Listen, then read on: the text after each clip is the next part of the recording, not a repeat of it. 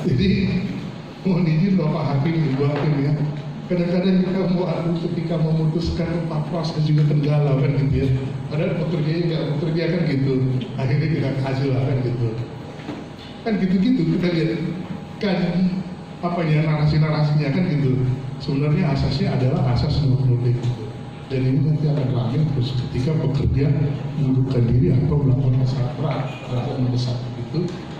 Itulah tentang upah. Kemudian tunjangan ada dua, tunjangan tetap, tunjangan tidak tetap, gitu ya. Itulah sekitar dari hubungan kerja. Kita melihat khususnya bagi bapak teman-teman saya mediator, konsiliator sama arbiter, ya. Pihak-pihak yang berselisih itu membutuhkan 3 hal. 1, kebutuhan prosedural, kebutuhan substansi, dan kebutuhan psikologis.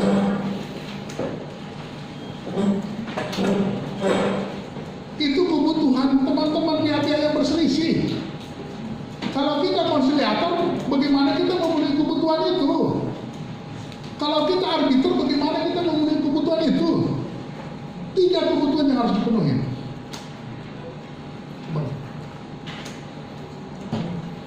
Harus. Mohon izin, kan pihak-pihak lebih dekat sama arbiter sama konsiliator ketimbang sama hakim, betul kan? Benar nggak pendapat saya? Lebih dekat mereka, ada ikatan batin, ikat batinnya. Iya kan? Jadi teman-teman, ibu bapak, konsiliator sama arbiter rasakan perasaan itu.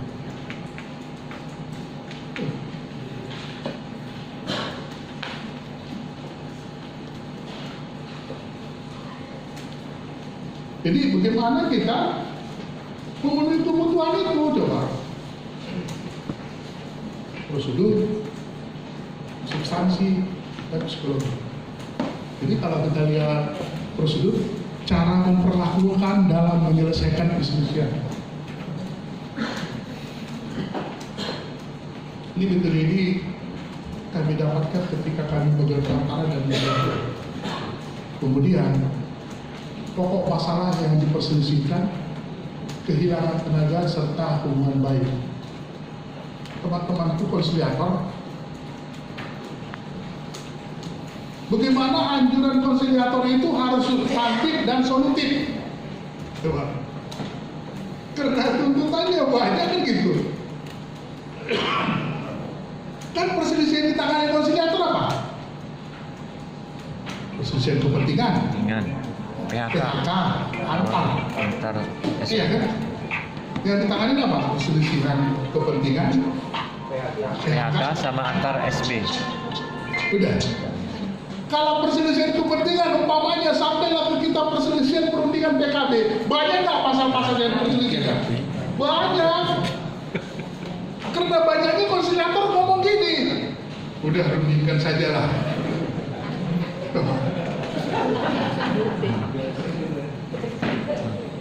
Kalau tidak tercapai kesepakatan PPHI sajalah tadi. Itu karena banyaknya klausul-klausul yang menjadi diperselisihkan di dalam pasal-pasal PKB, coba.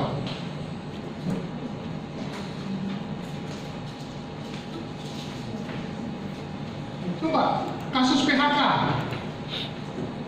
Pengusahanya ngotot di PHK, pekerjanya ngotot bekerja kembali. Oleh karena tidak terdapat kesepakatan, maka kedua belah pihak ke PHI sajalah. Betul nggak gitu? Nah, lihat, ini fakta ini. Kasusnya Seritek, Pak. Bapak. Kasusnya Seritek, Pak. Ya? Kasusnya Seritek. Ini fakta, ini saya sepakat. Kan saya maunya begini, ngomong Bapak itu di depan mediator. Setuju? Coba, ngomong Bapak itu sebenarnya di depan mediator. Karena banyak anjuran mediator seperti Bapak katakan tadi. Iya. Jadi kalau saya kan kepengennya gini, mulai kepengen ketemu hakim PHI dengan mediator. Benar. Kepala mediator memberikan anjuran nggak solutif dan nggak substansi. Karena nggak ngerti dia begitu. Agar diusahakan berundingan secara maksimal. Anjuran kedua, kalau tidak dicapai kesepakatan KPI. Artinya apa? Jadi kalau saya kecewa gini Bapak. Saya paling tersinggung kalau PHI putus gini. Anjuran itu adalah sekedar tiket ke PHI.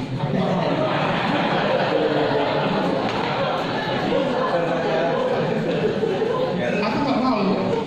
Yang bayar lagi. Jadi aku beruntung di depan bapak-bapak hakim ibu ini aku menyampaikan curhatku. Aku nggak suka kalau baca putusan PHI yang menyatakan anjuran itu sebagai tiket. Tiket ya. Coba. Tapi saya merasa kenapa anjuran sebagai tiket orang kalau mau diambil ilmunya di dalam. Itu dia kan gini. Jadi kan di situ dia nih.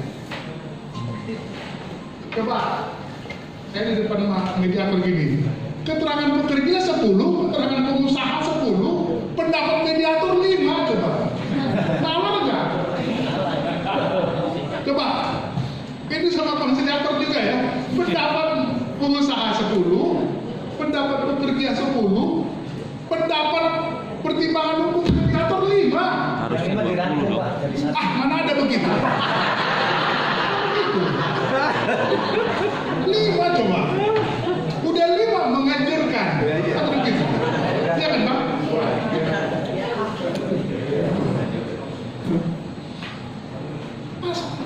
Setidak-tidaknya keterangan yang disepakati dibuat lah. Nomor 1, nomor 2, nomor 3 disepakati. Yang perlu kita rumuskan adalah ini. Kan jadi begitu. Jangan buka kartu Pak, ada Ya? hakim. Jangan buka kartu, ada hakim di situ.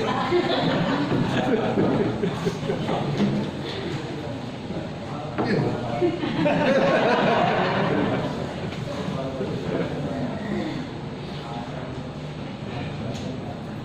Jadi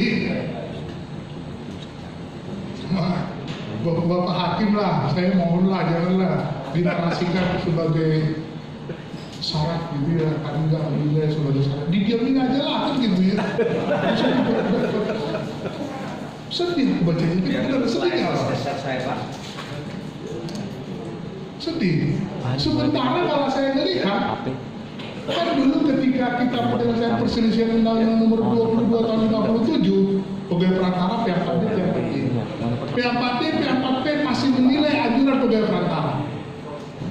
Itu dia. Masih menilai anjuran pegawai. Karena dalam anjuran pegawai perantara terlihat informasi yang akurat. Coba. Benar nggak informasi yang akurat? Kalau udah di PHI mau digini. Kalau udah di PHI kan Pancasila bahasanya. Karate Pak. Ya, Karate. akhirnya kan kalahnya gimana kan? Kalah yang tidak mampu membuat narasi yang baik. Iya kan Pak? Ya. Kalah tidak mampu membuat narasi yang baik.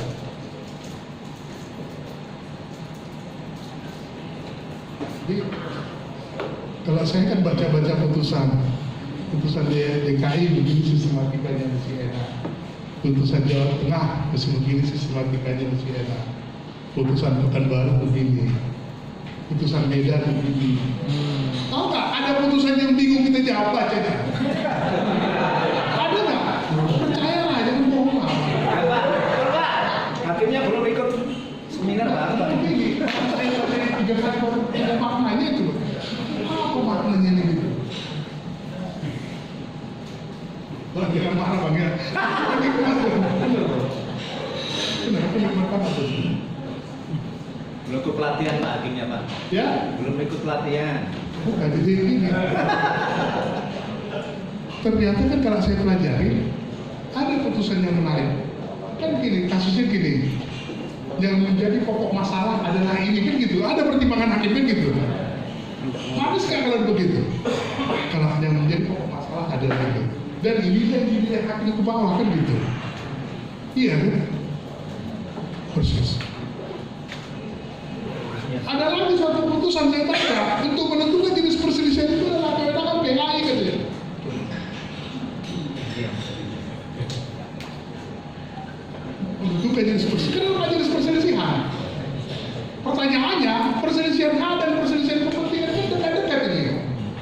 Kalau kita masuk tentang kenaikan upah, benar nggak? Menurut PKB, perusahaan wajib memberikan kenaikan upah per 1 Januari. Kenaikan upah belum dapat dilaksanakan karena belum disepakati besarnya kan gitu. Ya kan jadi begitu. Kan ini dekat ini persoalan ini. Akhirnya dibilang ini perselisihan hak. Kenapa perselisihan hak? Biar bisa ke Mahkamah Agung. Kan tidak gitu. Benar kan, Bang? Iya, benar. Kalau perselisihan kepentingan kan nggak final, putus di PHI. Itu beda-beda tipis. Kalau persoalan bonus kenaikan upah. Ampunnya kurang paling Pak. Coba. Perusahaan nggak bagus. Jadi saya nggak bohong Pak, saya buktikan kan Pak, saya benar. Iya, benar itu Pak, Bapak. Iya, ya. Benar. Oke, kita lanjut. Mantap.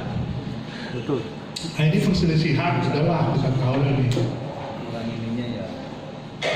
subjeknya. Jadi kalau subjeknya itu yang mau tadi saya gambarkan, kenapa harus saya mulai dari Undang-Undang Nomor 22 dan Nomor 7 dan Undang-Undang Nomor 10. Jadi di sini yang berselisih boleh pengusaha dan pekerja. Kapan berselisih yang harus mensyaratkan serikat pekerja? Ketika perbedaan PKB itu aja. Ya.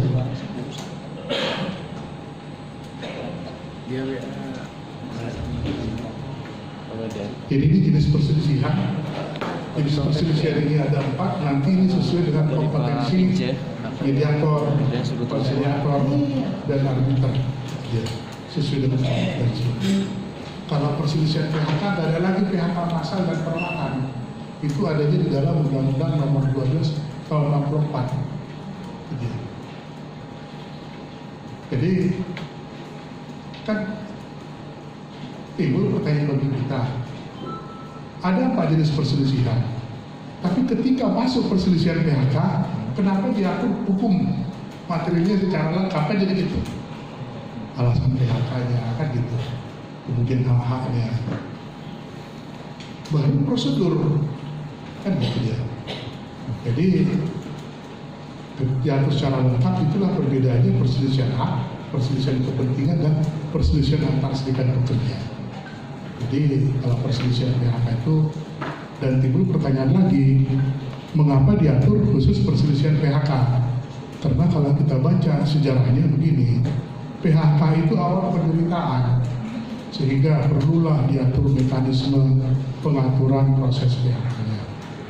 Nah, kemudian kalau kita baca Undang-Undang Cipta Kerja, ya PHK tanpa penetapan pengadilan hubungan kerja kan udah dihapus kan gitu. Sehingga kalau kita baca putusan MK, PHK tanpa penetapan nggak sah kan jadi gitu. Jadi itulah nanti. Jadi kalau kita lihat pergeseran makna PHK dalam Undang-Undang Nomor 6, PHK pemberitahuan, iya kan gitu. Jadi kalau nanti kita lihat PHK pemberitahuan, timbul pertanyaan, apa perbedaan berunding bipartit PHK berdasarkan Undang-Undang 13 dan PHK berdasarkan Undang-Undang Cipta Kerja? Jadi kalau PHK berdasarkan Undang-Undang 13, baru rencana ada PHK berunding. Sementara kalau kita lihat Undang-Undang Nomor 6, udah ada pemberitahuan PHK, ya, udah ada pemberitahuan PHK. Kalau pekerjaan orang baru berunding, coba. Yang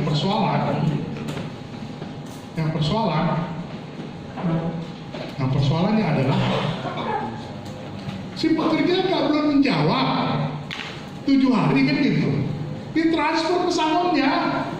Coba.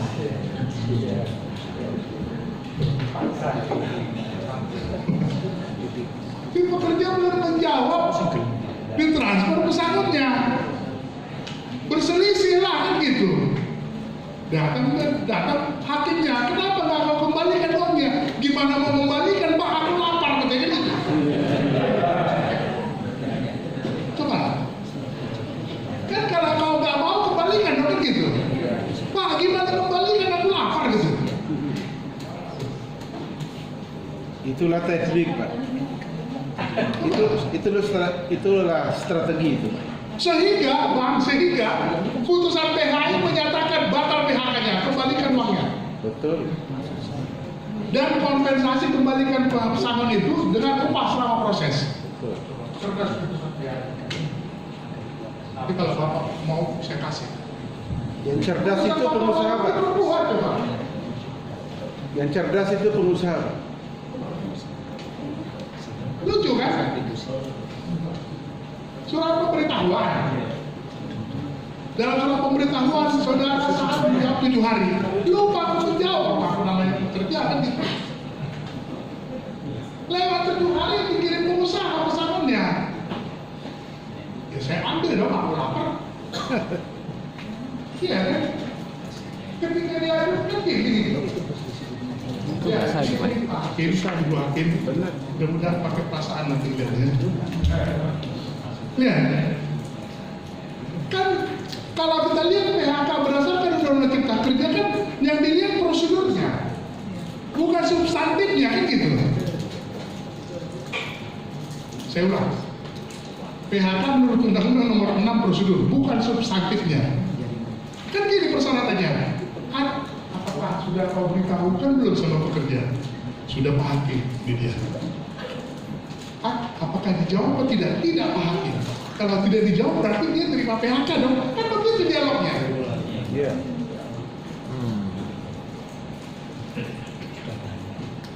Sehingga saya nilai putusan MK yang terakhir ini sangat bagus memberikan keberadaan. Putusan PHI ini Pak, kan ajudan mediator begini, karena kan gitu, karena pemberitahuannya, jadi prosedurnya gini, kan seharusnya PHK dimulai, jadi 7 hari sebelum PHK diberitahukan kan gitu, jadi dia memberitahukan 10 hari sebelum, kurang dari 7 hari, mediator menyatakan PHK-nya tidak sah, kan gitu, maka kembalikanlah uangnya kan. Baru kemudian sampailah ke PHI. Pengacaranya ngomong gini, Pak Hakim kan udah diterima uangnya, berarti PHK-nya sah dong. Kan pengacaranya kan cerdas, Pak Hakim ada putusan PHI Jawa Barat, putusan nomor segini dan putusan nomor segini. Apabila telah diterima pesangonnya dan tidak dikembalikan, maka sahlah PHK itu kan begitu. Ada putusan Jawa Barat, aku punya putusan. Iya kan gitu. Kemudian PHI DKI tidak mau menerima itu. Jadi akibat kekurang tidak tahuannya maka akan gitu. Sehingga PHK tersebut batal demi hukum. Batal demi hukum, tapi karena hubungan kerja yang tidak harmonis maka PHK kan jadi gitu. Jadi istilah hubungan kerja tidak harmonis muncul dari Undang-Undang Nomor 2 Tahun 2004. Itu muncul dari praktek-praktek yang tumbuh berkembang di pengadilan. Kalau dia hacker nggak pernah gitu, karena hubungannya tidak harmonis gitu. Hanya paling gini, karena tidak dicapai kesepakatan teruskan ke PHI gitu aja. Jadi nggak ada pernah hubungan harmonis. Tapi sekarang udah mulai keluar anjuran karena hubungan tidak harmonis. Itu dia Pak.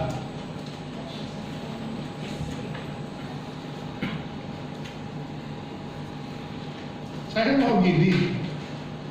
Penyelesaian perselisihan antara non-litigasi dan litigasi adalah merupakan penyelesaian terintegrasi. Jadi janganlah Bapak, bantulah kita, janganlah bilang kata-kata syarat formal. Anjuran mediator, konsiliator. Dinas Tenaga Kerja tidak akan memproses pencatatan perselisihan kalau tidak dilakukan perundingan di partai. Itu dia. Kemudian Dinas Tenaga Kerja ada kalanya perundingan di partai tidak sulit dilakukan, maka mediator instansi yang bertanggung mediator pada instansi yang bertanggung jawab bidang ketenaga kerja selalu memfasilitasi untuk perundingan di partai. Jadi sebenarnya ini dia, kalau saya melihat nanti perlu juga masukan pada saat diskusi ke panitia agar ditemukan hakim dan mediator diskusinya. Iya ya, benar itu ya, saya perlu. agar dilakukan satu forum. Tapi ya, kalau kita lihat penyelesaian non litigasi itu penyelesaian secara bipartit wajib pasal 3 dan pasal 4. Narasi wajib di sini adalah tidak memiliki saksi, tapi narasi wajib di sini adalah syarat formal. Itu dia narasi wajibnya. Kemudian penyelesaian melalui mediasi, konsiliasi dan arbiter. Kita termasuk kalau Bapak Ibu konsiliator sama arbiter termasuk penyelesaian secara non litigasi. Pertanyaannya, penyelesaian melalui arbiter. Jadi gini, kalaulah kita menggunakan mekanisme penyelesaian melalui arbiter, perselisihan itu sudah cepat selesai. Kenapa cepat selesai? Karena ketika mereka mau memilih penyelesaian secara arbiter, maka dalam perjanjian yang menyatakan akan melaksanakan apapun isi putusan arbiter. Yang jadi persoalan sebenarnya adalah kenapa terbatas kewenangan arbiter, kan jadi gitu. Kan di situ aja yang jadi debat selama ini. Kewenangan arbiter ya maunya dikasih juga dong penyelesaian tentang hak, iya kan, dan PHK. Karena bagaimanapun sebenarnya arbiter itu caranya kan begini. Arbiter itu putusannya bukan anjuran, tapi anjuran. Putusan arbiter mengikat. Kenapa mengikat? Karena putusan arbiter begini, tirainya demi keadilan berdasarkan ketuhanan yang Maha Esa. Artinya, arbiter memutuskan kasus itu tanggung jawabnya kepada Tuhan, bukan kepada peserta, bukan kepada dia. Jadi putusan arbiter itu sangat kuat, dan saya lihat kekurangan kita arbiter hanya bukan kewenangannya yang, kalau kompetensinya bagus banget. Pak izin. Ya? Kan putusan arbiter tadi Pak. Iya. Hanya nanti kalau ini salah. Saya melihat keputusan arbiter tidak betul itu mengikat, tapi tidak final. Faktanya ketika kedua belah pihak ini sudah berselisih, kesepakat, tapi mencederai daripada putusan itu. Tidak ada kekuatan, dan produk arbiter ketika di pengadilan ini tidak menjadi kekuatan. Bapak ke MA Pak, kalau tidak puas. Kuat putusannya. Hanya yang terjadi semacam itu. Berapa banyak sih yang udah Bapak lihat? Orang saya juga udah banyak ngikutin putusan arbiter berapa? Kemarin ada putusan itu, Iya. sudah mengikat, tapi mereka kan cederai, sehingga dibawa ke pengadilan. Oleh pengadilan, kata pengadilan, ini bukan produk saya, akan dipersulit. Itu terjadi Pak. Ini gimana? Ini bukan produk saya. Kurang koordinasi Pak. Jadi gini, aku mau izin ya. Ya siap. Arbiter itu kan gini, arbiter yang ditunjuk menteri kan gitu ya. Ya. Iya kan, Ya, arbiter yang dijelaskan. Bani kan gitu ya. Betul. Jadi sebenarnya kan gini, makasih ya. Sorry Pak ya, jadi kan gini. Kita yang bahas ini adalah arbiter versi ketenaga kerjaan. Pertanyaan kedua, apakah arbiter yang ditunjuk Bani bisa menyelesaikan perselisihan perburuan apa tidak? Jawabnya tidak. Itu dia. Itu dia kalau menurut saya. Jadi beda arbiter yang dibentuk berdasarkan Undang-Undang Nomor 2 Tahun 2004 dan arbiter yang dibentuk berdasarkan Bani. Oke. Kemudian ada lagi mediasi. Mediator yang diangkat Menteri Tenaga Kerja berbeda dengan mediator yang diangkat Mahkamah Agung. Itu dia. Ini prinsip. Jadi pertanyaannya, apakah mediator yang diangkat Mahkamah Agung dapat menyelesaikan perselisihan hukum sosial? Jawabnya tidak. Jawabnya tidak. Tapi memang di luar udah berkembang. Ada pengacara yang memiliki sertifikat mediator. Mediator yang diangkat Mahkamah Agung. Iya. Terima kasih atas kesempatannya. Saya untuk pencerahan ya, berkaitan dengan mediator, konsilator dan arbiter. Iya. Saya sebelum jadi hakim PHI itu saya dari pihak usaha. Saya dari pihak usaha, kemudian saya berada pada salah satu perusahaan Cina yang masuk ke Indonesia. Nah, sebenarnya kan yang jadi pertanyaan intinya adalah kenapa yang berperkara itu lebih memilih proses penyelesaian perkara di media ketimbang tadi pertanyaan. Siap, lanjut. Menurut pemahaman saya dan apa yang saya alami selama ini, bukan karena arbiter dan konsilator punya kewenangan yang signifikan, tetapi mediator dengan disegangnya itu punya kewenangan yang sangat besar. Jadi perselisihan hak, kepentingan, PHK dan antar serikat ini jangan dilihat secara parsial, tetapi bahwa ini berkaitan dengan kondisi-kondisitas yang ada di kawasan perusahaan. Intinya begini, waktu saya menjabat, saya lebih memilih mediator karena di sana punya kewenangan tanda petik untuk memeriksa, mengotak-atik dan mengecek hal lain yang tidak ada hubungannya dengan perkara. Sehingga dan pihak pengusaha dengan keinginan membangun kondisivitas di perusahaan, kita mediator lah, bersahabat dengan mediator lah. Proses penyelesaian perkara diselesaikan di mediator lah, biar kita depan-depannya bersahabat, tidak dapat periksa, tidak dapat kami. Makanya saya bilang perkara ini jangan dilihat secara parsial, tetapi ada hubungannya dengan yang lain. Nah, bagaimana dengan arbiter dan konsilator kita tidak punya kewenangan untuk memeriksa, mengotak-atik dan mengambil ini fakta, ini fakta. Sehingga menurut saya ini yang perlu dipikirkan, ini yang perlu dicarikan solusi. Ya, ini yang perlu dipikirkan, ini yang perlu dicarikan solusi agar supaya tanda petik orang tua kami, saudara-saudara kami konsilator dan arbiter itu juga mendapatkan kewenangan yang sama untuk dipilih oleh mereka yang berperkara. Karena ini fakta Pak yang dihadapi di lapangan. Iya, saya waktu mendengar Pak, sudahlah ngapain ngapain konsilator dan arbiter? Ini mediator kalau kita tidak ikuti keinginannya, besok dapat panggil lagi kita. Tidak ada perkara, aduh dipanggil lagi kita dan ini berbahaya ini ya, sudahlah bersahabat dengan mereka. Nah, saya pikir itu Pak, ini fakta, sehingga saya pikir ini yang butuh pencerahan. Terima kasih banyak Pak. Bulus Pak, bulus. Ya, makasih Pak.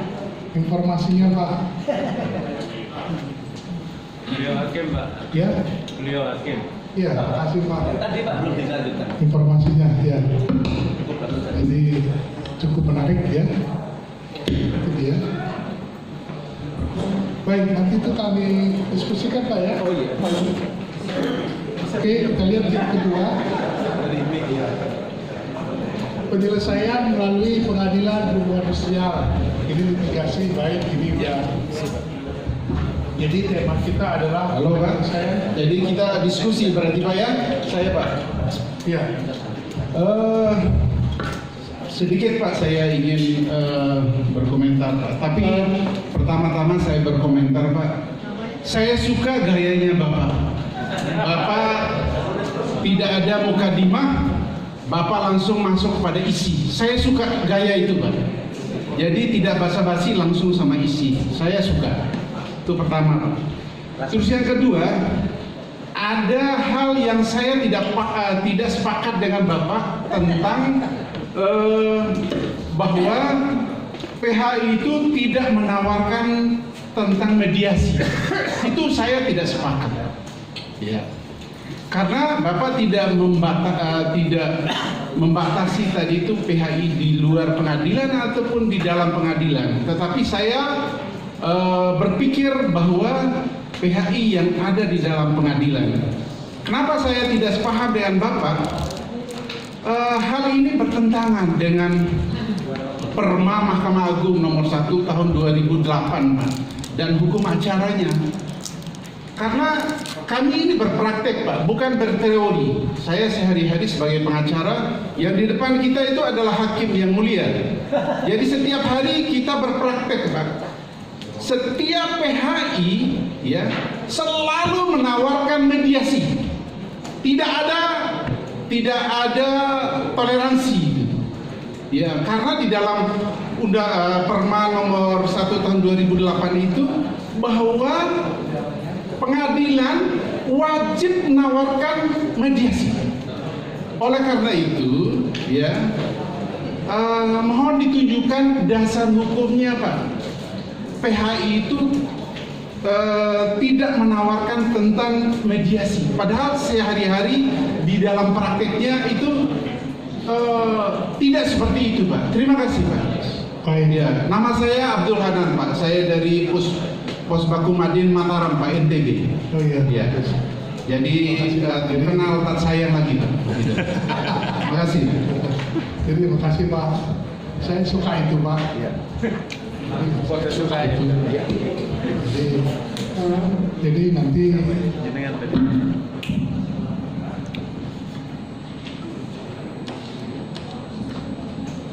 ya jelas saya dikit lagi.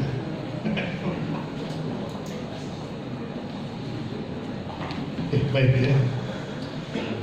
Baik, terima kasih. Jadi itu kan mau debat diskusi nanti pagi, penjelasan kita dulu dikit lagi Pak ya. Oh gitu. Sampai jam 10 Bapak ini? Ya, Sampai jam 10? sekarang di jam berapa? Ini sudah setengah 11. Setengah 11. Oh, setengah 10. Masih kan Mataram. Sorry. Wah, yang Mataram. Oke, baik. Saking suka. Ini lanjut ya. Ya Pak, saking sukanya. Jadi ini penyelesaian di luar pengadilan non litigasi, ya. Penyelesaian sengketa di luar pengadilan tanpa melakukan pemeriksaan atau persidangan. Itu apa? Melalui partit, mediasi, konsiliasi. Penyelesaian adjudikasi yaitu melalui apa? Arbiter, gitu ya. Kemudian kita lihat perundingan bipartit, ya. Jadi perundingan bipartit ini berbeda dengan LKS bipartit, ya, berbeda dengan LKS bipartit. Jadi di lapangan ada persoalan sekarang begini. Kami konsultasi, kami berdialog mau Pak, kami belum tidak mau. Kami berdialog mau, tapi belum tidak mau.